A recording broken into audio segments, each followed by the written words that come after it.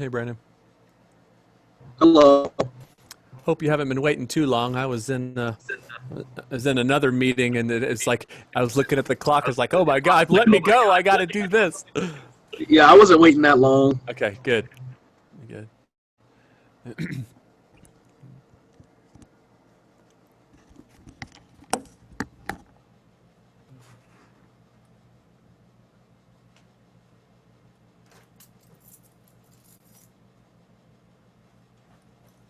I'll be right back.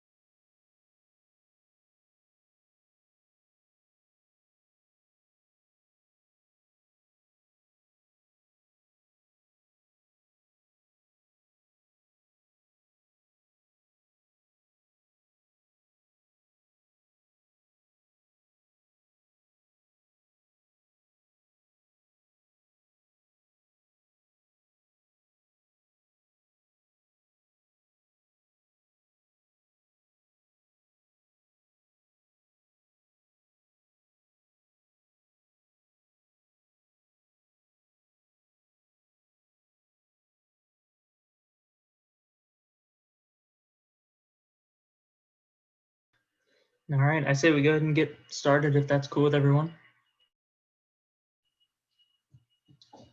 Alrighty. Anyone have something right off the bat to announce or any pieces they have they're super excited about?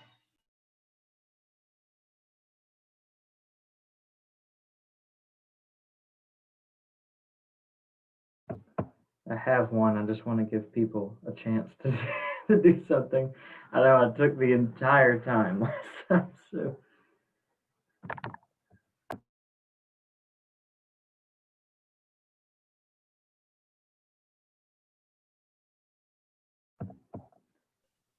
Well, All right, well, I guess you can go ahead and start. yes, sir. Real quick, does the original sound need to be on or off? I forgot.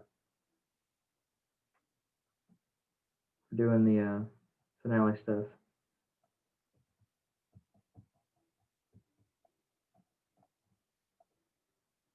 Anybody?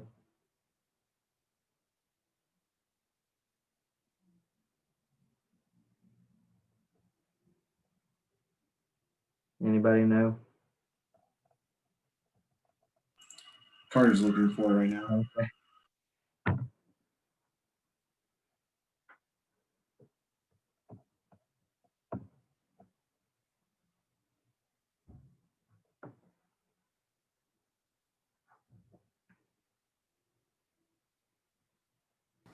Caleb, you should put Aaron's video on the SCI playlist on YouTube, because Chris, the 3 minutes or 4 minutes of watching Aaron's video will solve all your problems. It's a little bit more than just turning the original sound on and on. There's a good bit more than you need to do.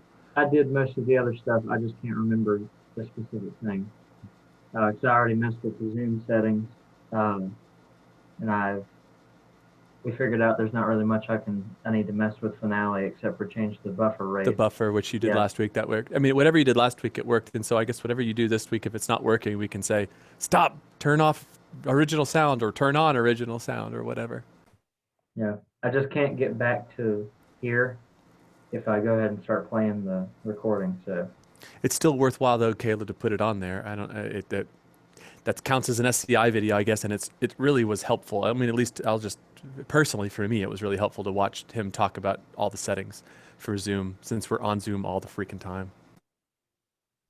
Yeah, I can get that done. I can do that. Looking out this afternoon.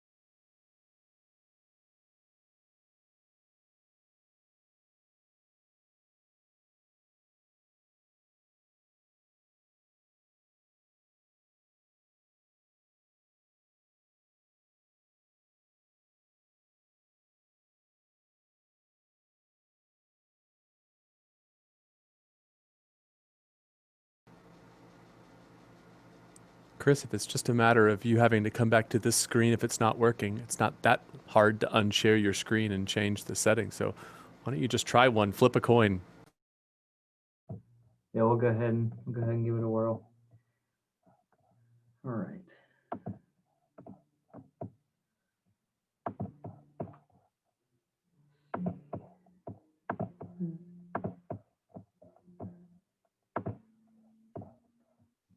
All right. Assume everyone can see this. Gonna try the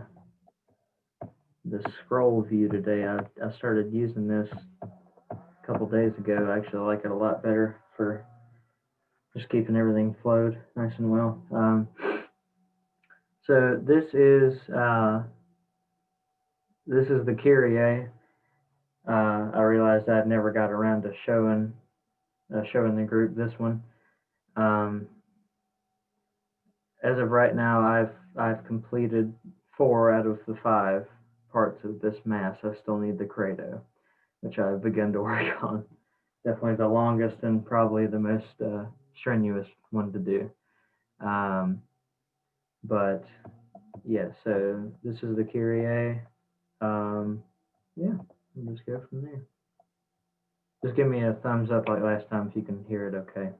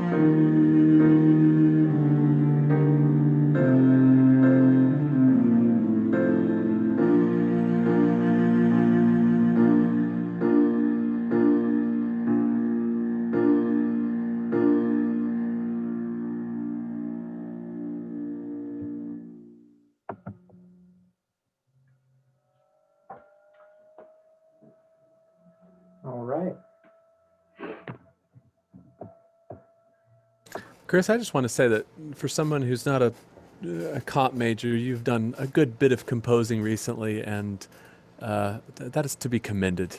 Good work. Keep it up. Write that credo. That's the hardest one, I'm sure. So many words, but then you'll have yourself an entire mass, and there aren't many folks that can say that they've written an entire mass.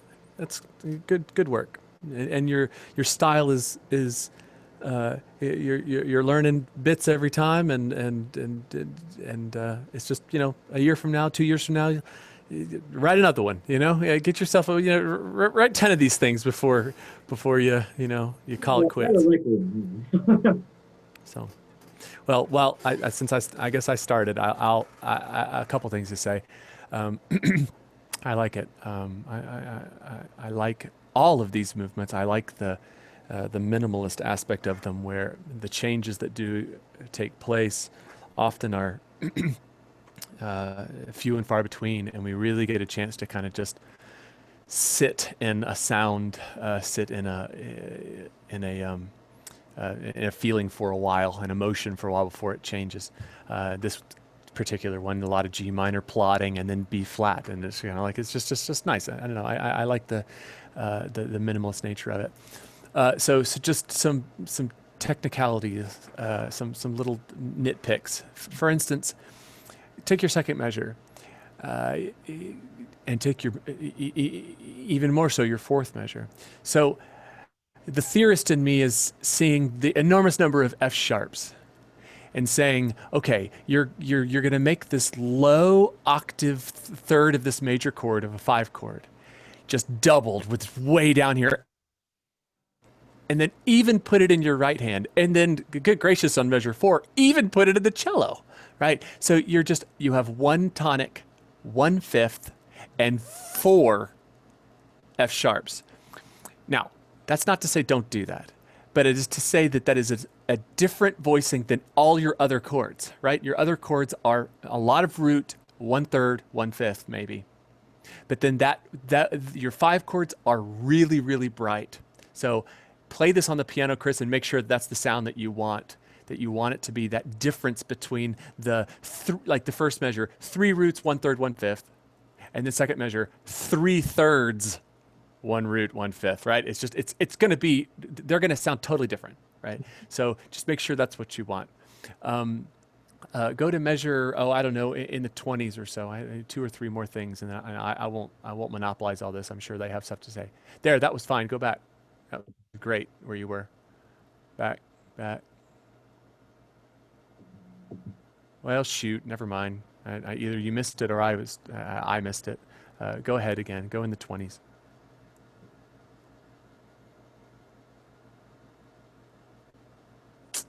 Shoot. It was a beaming question. There were 2 or 3 times where you had where the beat 3 in our 4/4 bar was hidden, and it was just one of those things to kind of clean it up. A couple times you did it right, and then a couple times it was a little bit goofy. There. That's it. 14. That's right. So I went a little bit too far. 14. You see it. It very syncopated, very great. But that would kind of be hard for a choir, especially one that like we were talking about before. If you're trying to get this performed at a nearby church, somewhere around here, you'll need singers that the syncopation of that measure is awesome. Don't get rid of it. Just tie that B flat as I'm looking at the soprano part, for instance. Tie the B flat as an 8th note B flat tied to another 8th note B flat. Then you fixed it. Right, it's just that simple. So that way, at least we can see beat 3 if someone's going to conduct this. Keep going forward. 2 more in the 50s. I tried to make mental notes of all of the little things.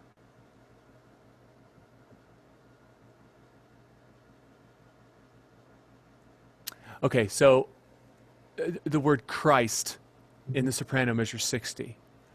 Right, you can try your darndest, Chris, to make that a 2-syllable word, and maybe in the South somewhere, Christ or something. But Christ is a 1-syllable word, so your B flat up to F, you don't need, every time you write Christe, that's 2 syllables. Mm-hmm. But if it's Christ, if you're saying Christ have mercy, you've just got to write that as 1 syllable. And so if you want to I see the alto, in 60, I see the alto and the soprano breaking up the word Christ as cry and then you would just write Christ, and then you would write a legato, a slur above all of the notes that you want them to do. And you know, as a singer, you wouldn't end the ST until the last one of those notes. So even if there's a melisma of 10 notes, it's not like they would say Christ and like try to hold the T. They wouldn't. They know what to do, you know. So you need to make sure that the Christes are written the way they are, like you did, but that the Christ is just one word. Don't hyphenate it.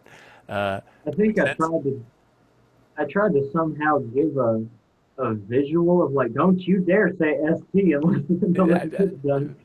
Church choirs are full of people who don't know a whole lot about singing, but they'll know not to go Christ and try to hold the T. They know better than that. So give them a tiny little bit of same with grant us peace. I see in 58, grant. I see Lord. Okay, so anytime it's a one-syllable word, Chris, you have to use the one syllable. Don't break it up, and then just slur the notes that you want them to do. We'll know to put the D of Lord. We'll wait. We won't put the D first and hold it out. All right? Makes sense? Yeah. So that goes for all of the English. A lot of the English needs a little tweaking and more slurs, because that's exactly what this type of English vocal score is going to do. You don't need to do it too much with the Kyrie eleison, because you have these long words that are each syllable has a different note, so you don't have to do it. But so anyway, that's all.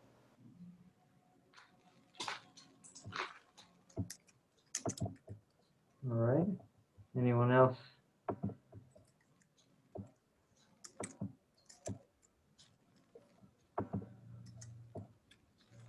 Don't know when Dr. Whitfield got here. I don't know if you heard any of this.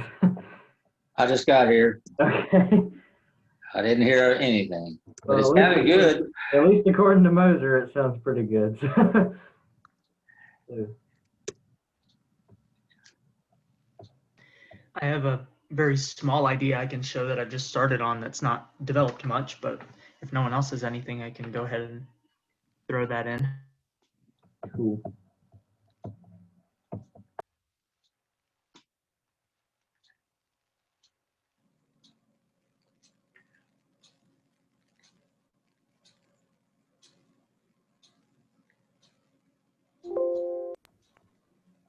Note flight.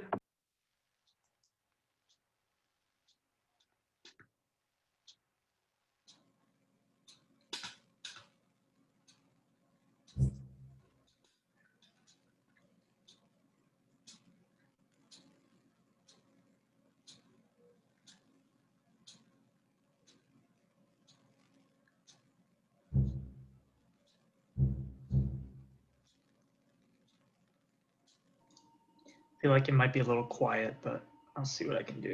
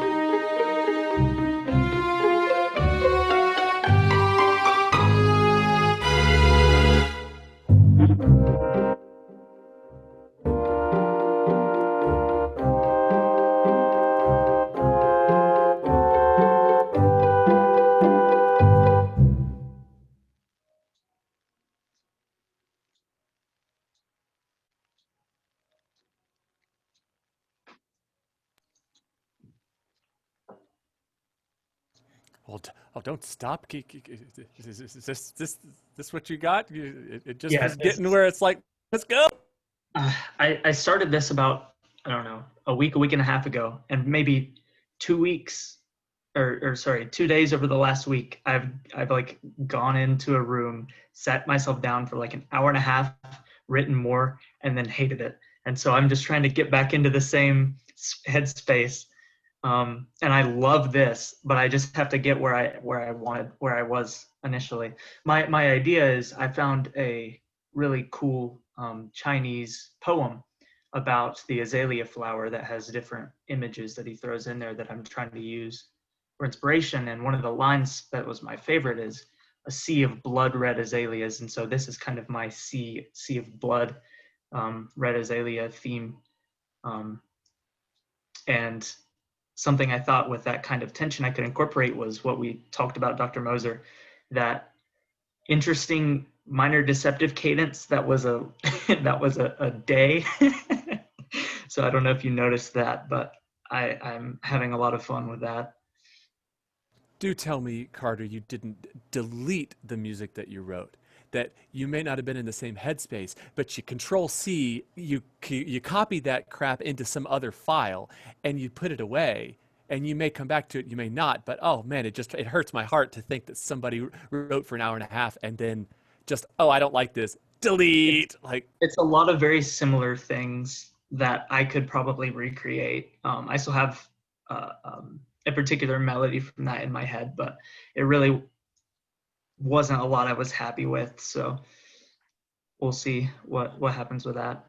But your Sea of Azalea part reminds me a lot of very briefly in history, we talked about some of the medieval composers using what they called hocket, where it was a melody bouncing between two voices that seems, and listening to, on note flight, the violin 1 and violin 2 is this wonderful arcing, little arpeggio, little thingy going up and down, playing with a chord. Hearing that in real life, that's a lot cooler. I think it's going to sound a lot cooler than what Note Flight gives it credit for. Because of it just not being, your human players are not going to be able to make this a nice little dun dun dun dun dun dun dun dun dun dun dun. It just not going to be exact like that. And so I don't know, Carter, if you're going to like it better or like it worse that way. It will sound a little different though. So fair warning. You can, at your tempo, you could get one of the violins. You could double violin 1 and violin 2 and have them do all 8, all 8 of the eighth notes in a measure.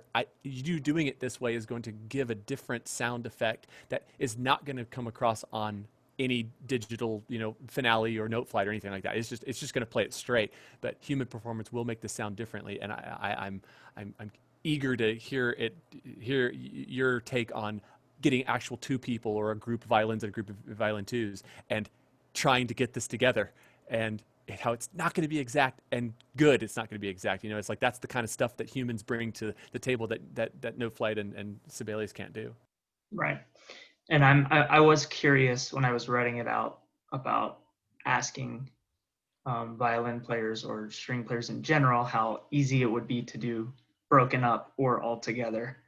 And I know that this is probably easy enough, but I'm curious to see now if it's possible to put it together, if that would work well.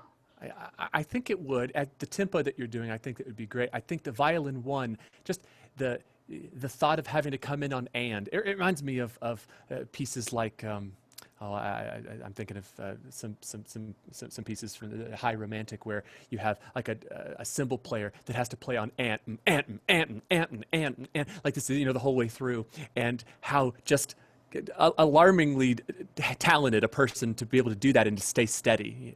I'm just thinking if I were violin 1, some subpar musician as I myself would have trouble always thinking 1 and 2.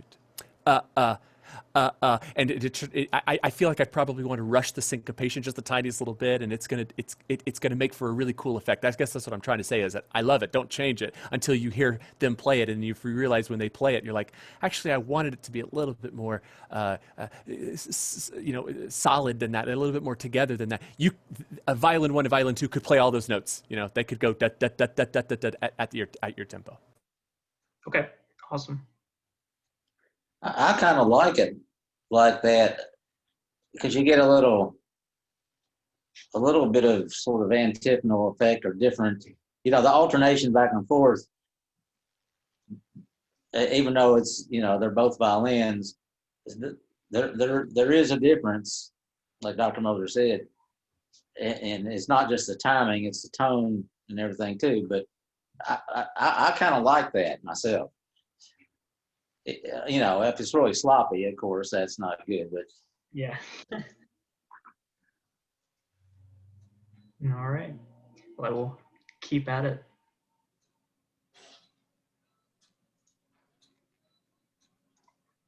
And don't delete stuff if you write to it and you don't like it. Just save it for another day. Who knows what you'll like tomorrow, you know?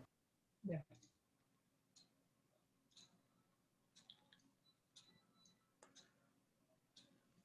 I got a quick question. So I did start writing the credo. So I spent some time looking at the text, and I was like, you know, what I want my roadmap to look like, because this, you know, this creed goes somewhere. This has a big, you know, it's not, I mean, a story, yes, but it has, you know, a lot of passion in it. So I was trying to get a musical sense of like where I was going to head.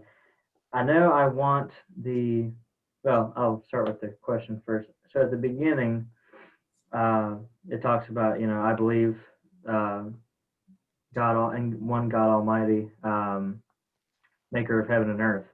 And I have this kind of, it's really hard to make finale do this, but I trust how I've described it. A pianist will understand. But I just kind of have a lot of different notes. I basically built a chord, and what finale does, it just keeps playing it. And I want like a random playing of all of those notes, just kind of throughout the measures. I was gonna roll it at first. The finale doesn't like that either. I mean, other than writing, you know, play these notes randomly. You know, is there a good way to tell a performer to do that? I would tell them with prose, just like you said. I'd give them a bank of notes, and then I would say in English, you know, exactly what it is that you want right next to it. Like that's just for, I'm just talking about for that particular piano part at the beginning, because I have, when I'm looking at the text, you know, it's talking about, it has, I just imagine this, you know, big musical explosion when it says maker of heaven and earth, because, you know, I have, you know, things come into existence, and I want it to be really big right there. But that first little part, I'm kind of trying to get like a cosmic feel, just like cosmic randomness and ethereal, if you will, kind of a tone. So I mean, I think I literally wrote, play these notes randomly several times each measure or something like that. I just don't know how else to describe it. I think I've probably explained it as best as I can. there may be something. There's a book in the library by Kurt Stone on notation. I think he did it back in the 80s, but it's still kind of a standard for modern notational practices. And you know, he might address that. I don't remember, but how to word it, is that more what you're Yeah. I mean, worried about? I don't want to copy, because there's a choir piece, Afternoon on Hill, that we're doing. I don't want to copy that song, because what they did, they kind of put like a bunch of half notes in a measure. They did that thing where you change like how many beats are in the measure, but it still looks like it's in 4/4. And they just said, play these notes as fluidly and randomly like wind. So, and it's still got that ethereal kind of thing. I just don't want to copy someone else's work. That's the sincerest form of flattery, though. That's right. Everybody copies, and if you like the way that looks, I mean, it's all a question of look. You're going to get the same. You're going to get the same musical result whether you use a different notation or not. Yeah. So remember, this is just a blueprint, Chris. It's not the real score. So you're only really talking about how it looks, and if you like the way that your choir piece looks, steal it. Don't even call it copying. Just steal that word and steal the way it looks. There are other ways. The book that Dr. Whitfield mentioned, I'm thinking of a couple of the modern pianists like to use. Cage himself has a notation that he uses. I mean, he's not a modern pianist, but that was from 60 years ago, and he used a notation, and it's different. And it's like, it's okay, invent one. We're having to think a little outside the normal quarter notes and eighth notes when you're writing about random, when you're trying to get a random sound. So explain it. Use your choir piece. That would be my suggestion. Yeah. Go easy. Don't try to reinvent the wheel. Yeah, and right now I just have a really ugly block chord of a bunch of whole notes, and I say, I just wrote play these as randomly, not saying like you have to hold this block chord for 4 beats, but play them as randomly as you want to. But I do like the way that the choir piece does it. So yeah, if I can figure that out, maybe that would be the easiest thing to explain. Okay. Do you want that to be pedaled, like with a damper pedal and run together? Or? Yeah, I definitely think so. I think that would add to the ethereal sound to it. Yeah. Very well. I'm a big fan of the damper pedal personally. Well, put the pedal in your notation. Yeah. And I was that was just the hardship, was trying to find out, okay, I definitely want them to hold the pedal down doing all this. So I'm just trying to figure out, like, I just need you just randomly play these notes that I've laid out for you. And I was trying not to steal the outline steal, borrow, whatever you want from the choir piece. But yeah, I guess that may be the better thing anyways, is just to explain it like that. Because that looks really clean and nice and all that. So. I'm almost certain he's took it from somewhere else too. Yeah. He didn't invent it either, or she, whoever it is that wrote it. Yeah.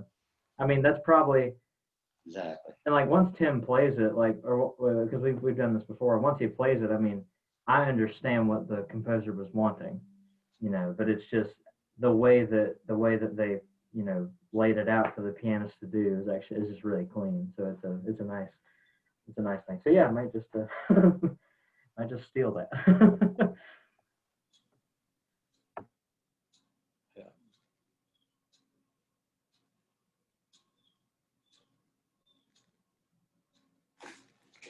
Yeah, we sang when I was in choir back in the 1970s, late 70s at Murray State.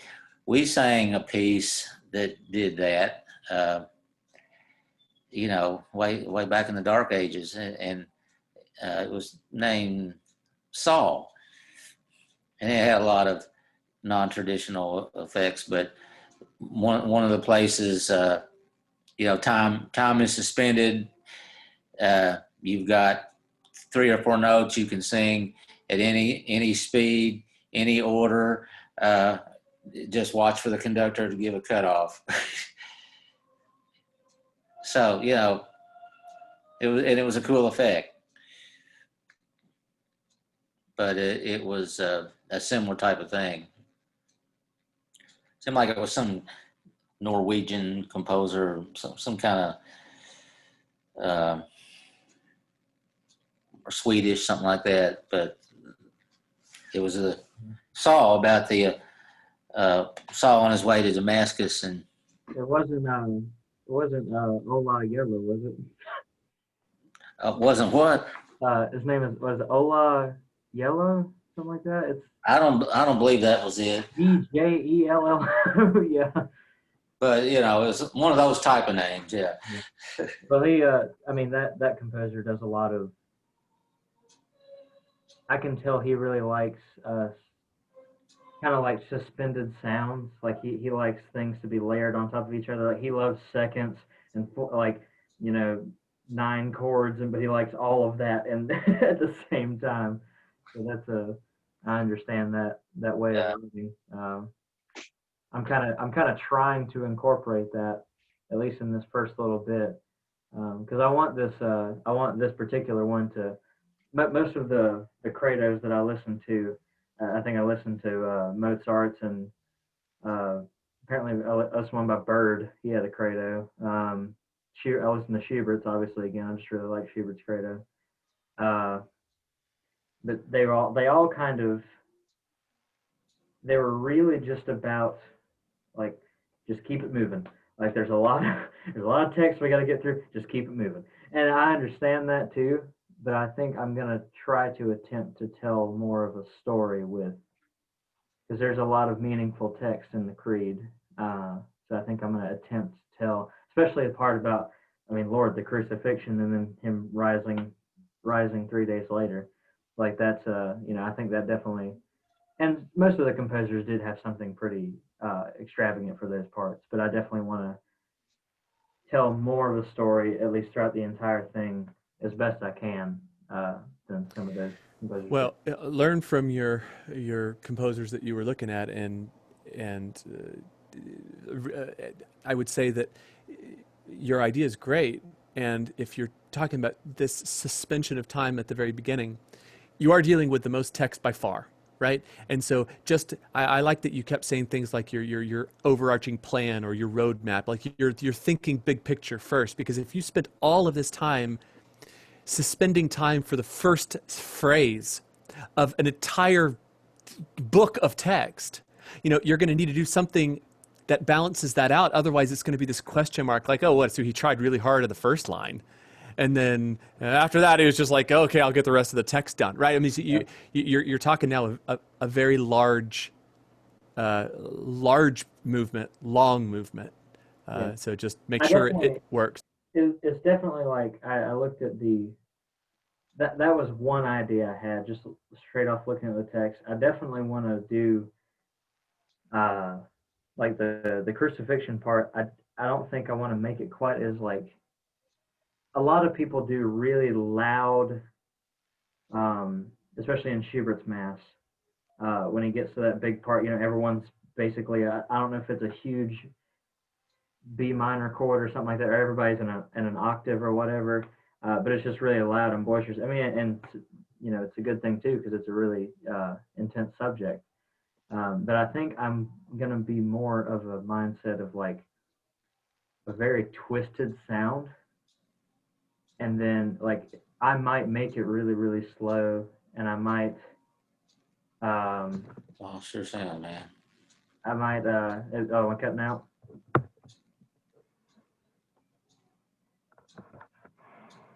I'm cutting out.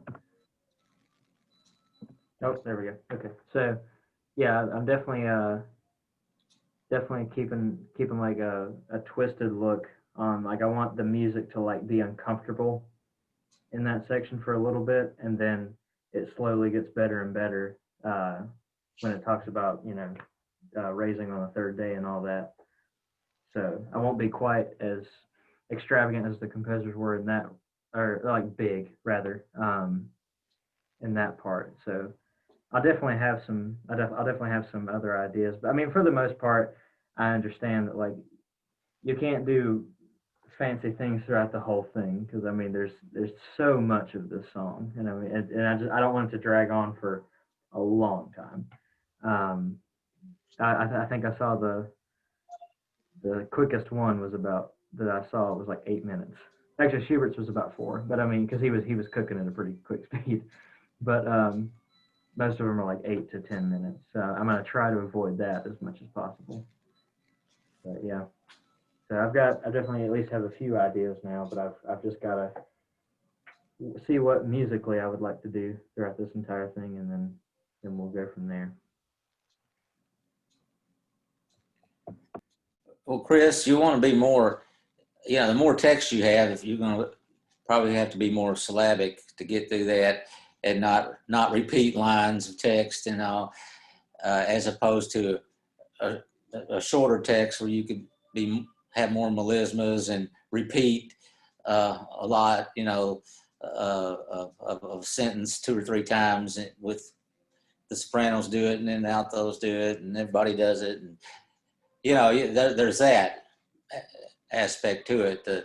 The text is, you kind of have to work around it in a way, as far as musically anyway.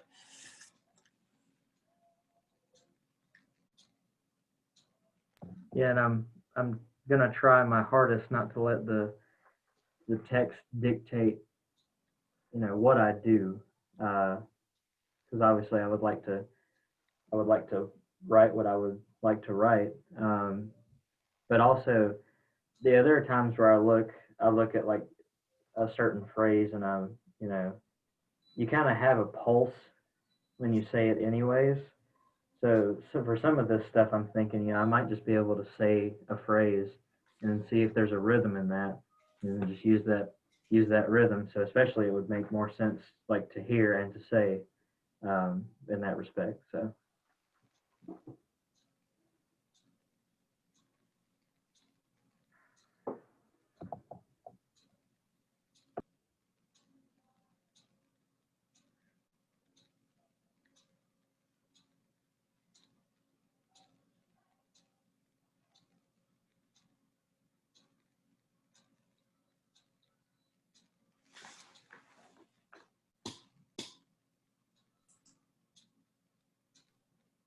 Hey, I got a little thing I can show if we have, you want to spend, it's like 2 minutes long. If y'all are okay with that, just to fill up the rest of the time.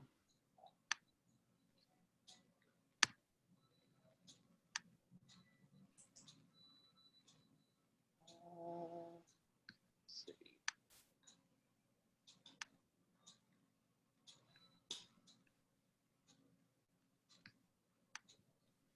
Here it is.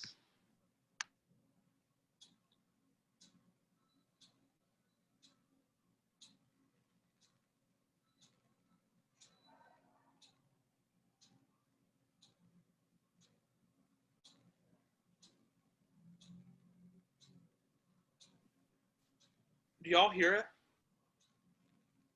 No?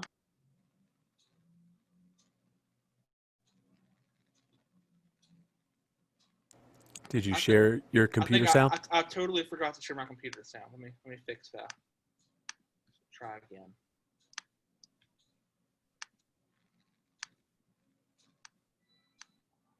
Try turning it on and back off again. Yeah. Y'all see that there, right? Okay.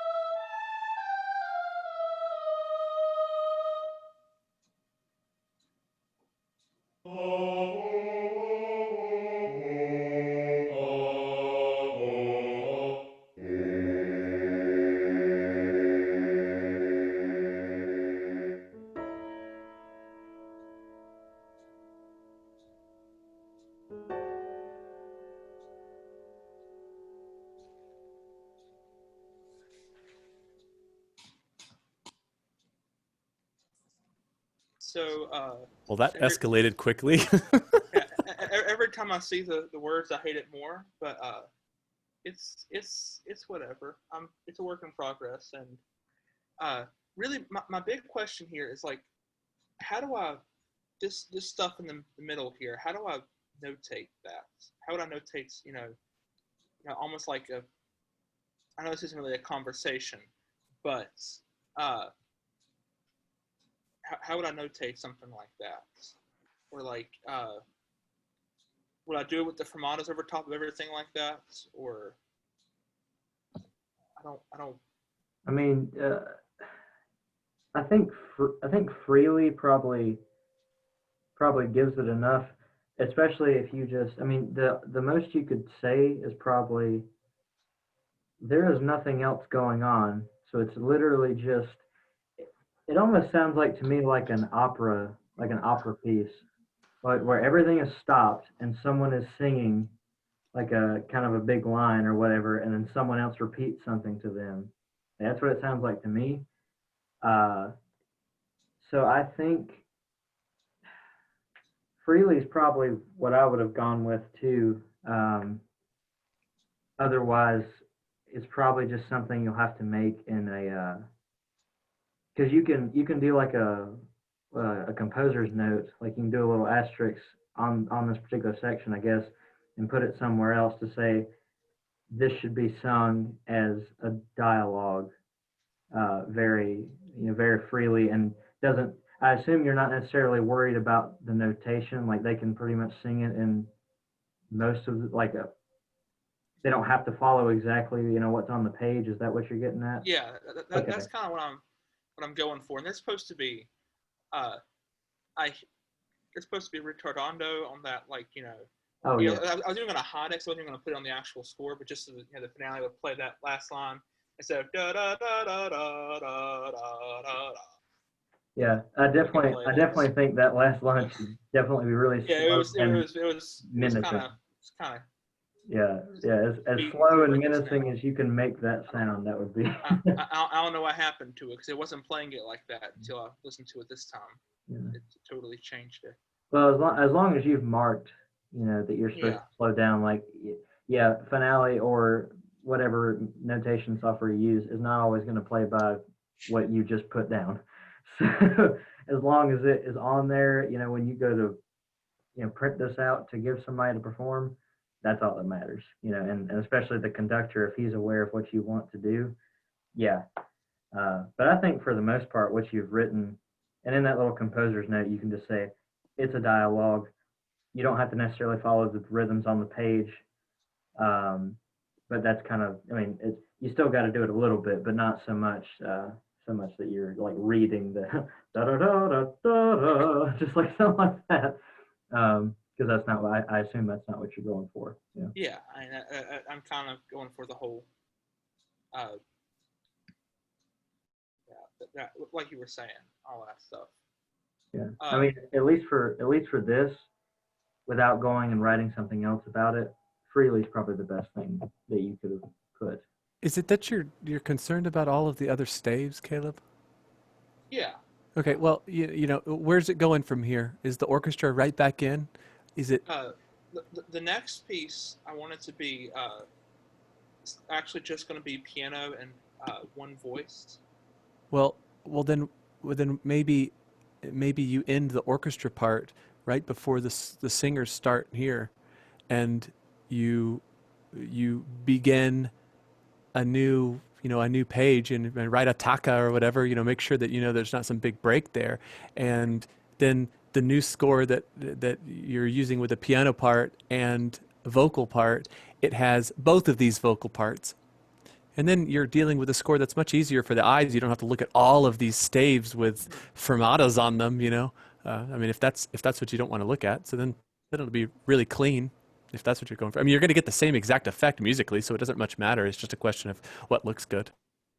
Yeah, I guess my thoughts were just my thoughts were that it would be very much so, like, since I want this to be like a stage production type of thing, it would very much so be the same scene. I even have like little notes up here, like all sorts of random little stuff that I thought up and trying to. Well, scenes can be broken up. The musical score of a scene does not have to the entire scene doesn't have to be one long movement. I mean, you'll have in the middle of scenes sometimes hundreds of instruments, sometimes 2 or 3 instruments, and you can have parts of the scene that's broken up that the conductor might have to flip a page and then see what used to be 20 staves is now down to 2, but the action of the stage still continues. I mean, it's just a different, maybe just a little subsection or whatnot. So, I mean, don't feel like you're now going to be stuck with this rest of the scene with all of these 30 staves and you're only using 2 of them for the next 2 minutes. You know, it's like that. You probably wouldn't want to do that. So I don't know. I would hide them if I were you. I don't know what Finale does with it, but Sibelius, I could hide staves real easy. I'm sure there's a way to do that. I hadn't even thought of that as an option though, so I'll look into that. So the next piece is the like I was talking about, the piano and the voice. Is just piano and voice on the score. Obviously, I'm not going to throw in all the other instruments and stuff just for that. But I'm not sure if you could tell by my, cringes throughout the entire thing, but I hate all of my lyrics, and they're all going to change. I'm fairly confident, but I'm working on it. It's a progress or a process. That's the better way to say it. That's the word I'm looking for. I'm very thankful that mass lyrics are already written for me, because I also am not great at coming up. I mean, I'm not personally that good at coming up with lyrics myself. So yeah. I'm quite terrible at it, but I wanted to write the story or whatever, and I wanted it to have the music, and I wanted it to be this. I'm just not good at actually writing this type of music. For the most part, the way that you set the lyrics, whether you like your lyrics or not, I mean, I know we talked briefly about it, but now this is the first time I'm actually seeing it. I don't see any large sections or large, moments where your English is set in a way that you give weird accents on wrong syllables, like things like that. I don't see much of it. Maybe this top line with sister, please help me, sister. I don't believe I can hide also much. hate that. So it works out. Just the believe I can hide much. That we don't say it like that, but everything else, I don't know. The bottom line, I have come to reap your soul, hesitate, and I will know. Like that. Yeah, that's set pretty well. That's encouraging to hear, because I mean it's totally new.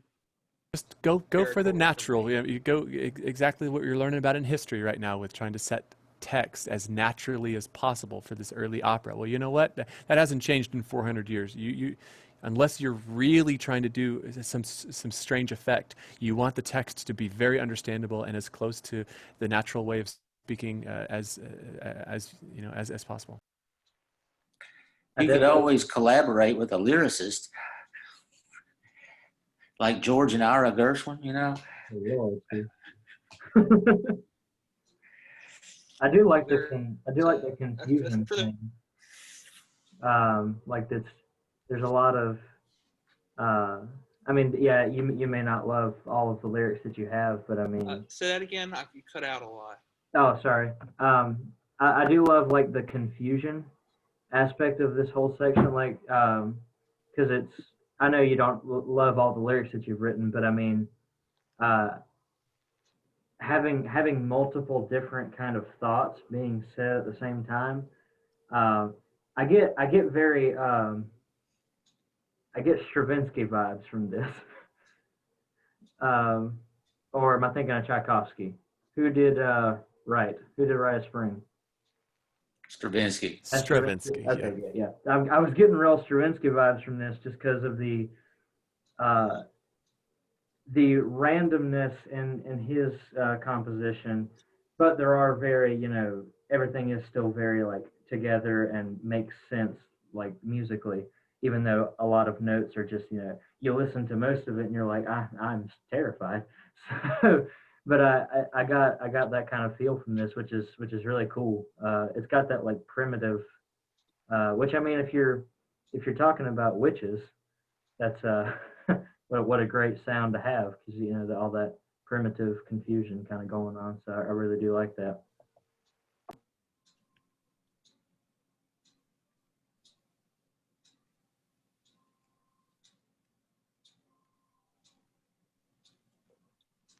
glad to hear that.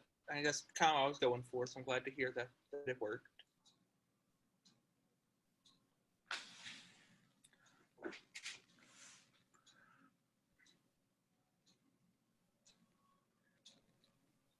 All right. I guess that's Anyway, a I guess good, I can go ahead and stop sharing. yeah, that's a pretty good spot to end. Thank you guys for coming. I'll send you the link, Caleb, to this video once it's up. All right. See y'all next week.